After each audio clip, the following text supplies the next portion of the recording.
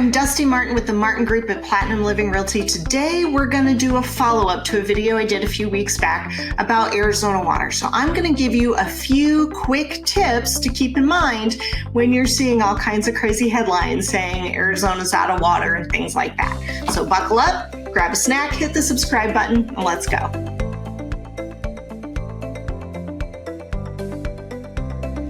All right. First and foremost, you have to remember that Arizona is currently below our water usage levels from 1957. In 1957, Maricopa County and most of Arizona was an agricultural state. It was mostly farming, and farming, believe it or not, uses way more water than homes and businesses.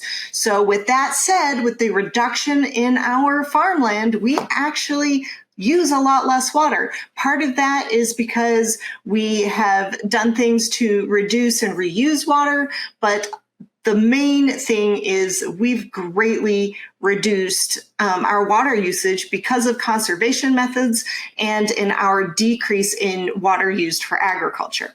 Second, Arizona has 5 times more water stored than we use and has never mandated any municipal or residential restrictions or uses throughout our state's history.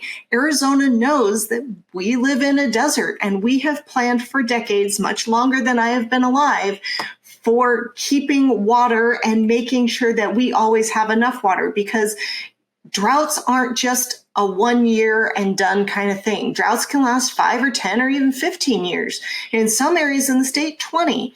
But our underground water storage and our water reservoir system throughout the state of Arizona has done a great job. And like I said, we bank a lot more water than we actually use. The other thing, and this is something that I see a lot of journalists like to jump on and make into a big deal, and to be honest, they just don't understand it. So in August of 2021, our U.S. officials declared for the first time ever that there was a water shortage on the Colorado River that would cause Arizona to take an 18% cut starting in 2022, last year, as of this recording. That did not and will not impact municipal or residential uses. And Arizona has the junior water position along the Colorado River, meaning we aren't the priority. And that's been the case since 1968, when the Central Arizona Project was authorized. And because of our longstanding junior position, we've been prepared for decades and implemented long-term planning and solutions. Arizona, as you might have guessed, has a multifaceted portfolio of water supplies with the most advanced program for managing groundwater in the entire country. We actually bank water for other states because other states just don't have the infrastructure to hold and store water like we do.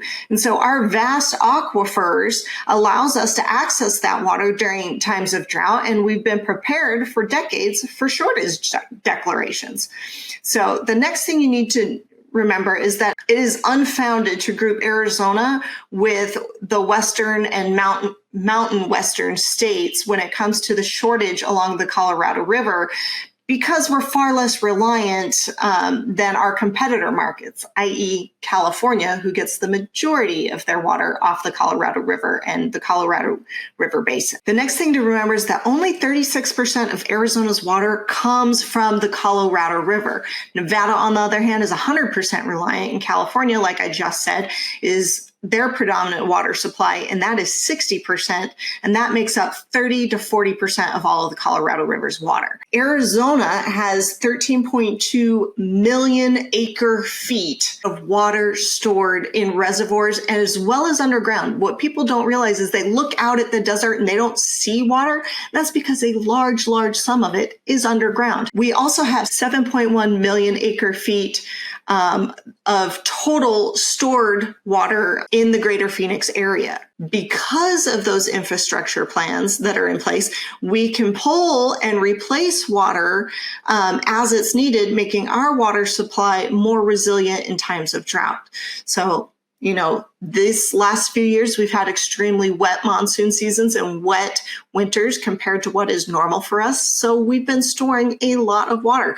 Our cornerstone, though, is what separates us from other mountain states, and that is our reservoir system. California has limited groundwater management infrastructure, meaning they haven't used a lot of their canyons and dry riverbeds that don't always flow as water catchment facilities. Compared to Arizona, California's water infrastructure, if you will, their retention is very limited in comparison to Arizona. 93% of the water that enters the Greater Phoenix waste stream can actually be reclaimed and treated for potable uses. And that is a huge differentiator for us. So we reuse and reclaim a lot. Most of the water that you see in our parks and golf courses is reclaimed water that we might not drink out of it, but it's certainly okay to keep things green. And then the next thing to remember is that Arizona is a national leader when it comes to the reuse of water. California sends more water back to the Pacific Ocean each year than the city of Phoenix uses in total. So keep that in mind. The other thing to keep in mind is that Arizona's reservoir systems are built to retain a lot of water. And for the first time, probably in my lifetime, I have seen the vast majority of the reservoirs along the SRP system and many along the CAP system at or above capacity. In fact, many of our dams here in the Phoenix metro area and in central Arizona and coming down off our watershed from the mountains up north, a lot of those reservoir systems, they kind of work their way down to the valley, meaning we're all surrounded by these big mountains, and all that snow and rain runoff from other times of the year comes down through usually the Salt River. And that's where we get the name, the Salt River Project, right? And along that project are several dams. I was lucky enough, my dad worked for the Bureau of Reclamation when I was a kid. When in the 90s and late 80s, when we were going through and either reinforcing or building new dams all over the state of Arizona. So Bartlett Lake and Lake Pleasant and Roosevelt are all dams I got to see at various stages before, during, and after, and see all kinds of cool concrete poured in different ways using helicopters, all kinds of cool stuff. And we've taken these canyons that would have normally been these dry riverbeds and we've filled them up so that we can bank water for later. And most of our water comes through these reservoirs and through our groundwater.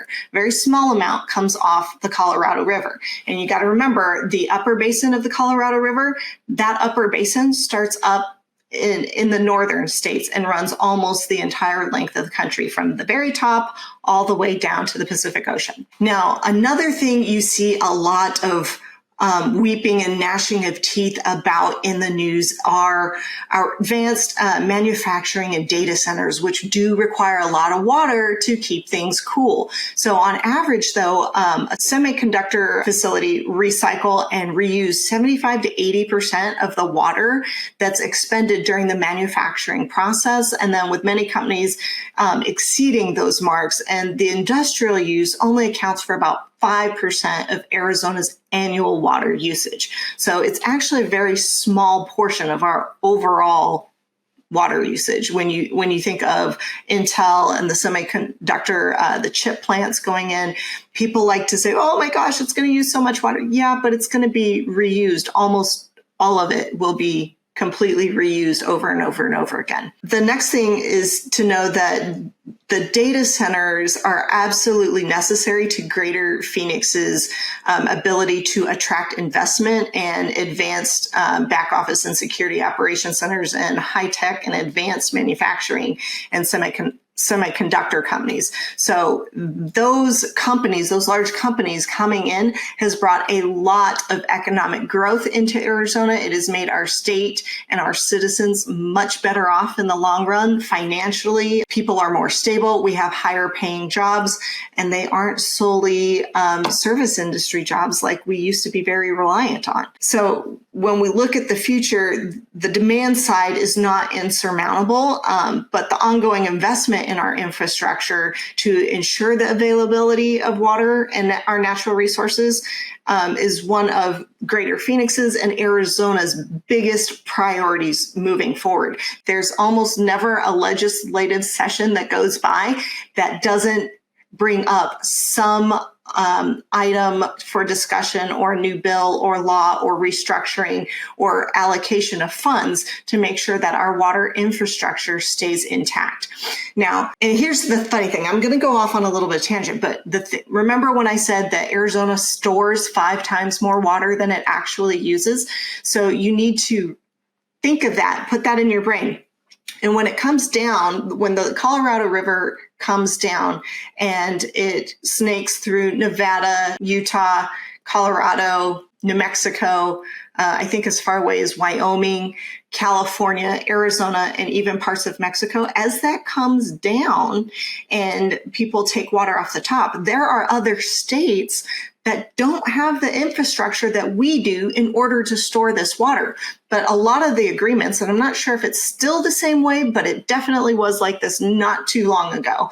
But what would happen is, remember, Arizona has the junior position on the Colorado River, right? Our water source from the Colorado is not our main source of water, and we therefore are not the priority. So what would happen is all these states would take their portions off the top, and then Arizona would get its little cut, and then whatever was left would go to California. And if other states didn't take their portions, so say Nevada or Utah didn't take their portion off the Colorado River, then California would get to keep their unused portion. So what has happened when other states didn't need to take as much in some years or couldn't take as much in some years, what they would do is they would take as much as they can hold, and then they would pay Arizona to store the remainder for them, meaning you take it so California doesn't, and we'll pay you to hold it. And then in years where they do need more, they would take a larger sum off of our portion, and then we would still have theirs banked. I know it sounds crazy, but that's really how it is. And so when you think about it, when Lake Mead, you see it all over the news, oh, it's crazy low, it's never been this low, we're finding cars and dead bodies and barrels and you name it, you have to remember that's not Arizona's main source of water, but it is the main source of water for places like Nevada and California. However, Arizona has planned ahead and we're much better off than those other states. If you're wondering what other things you need to know about Arizona when it comes to moving here, if you simply just want to know what your home might sell for, go ahead and give me a call at 480-717-9405 or visit my website at dustymartinrealtor.com.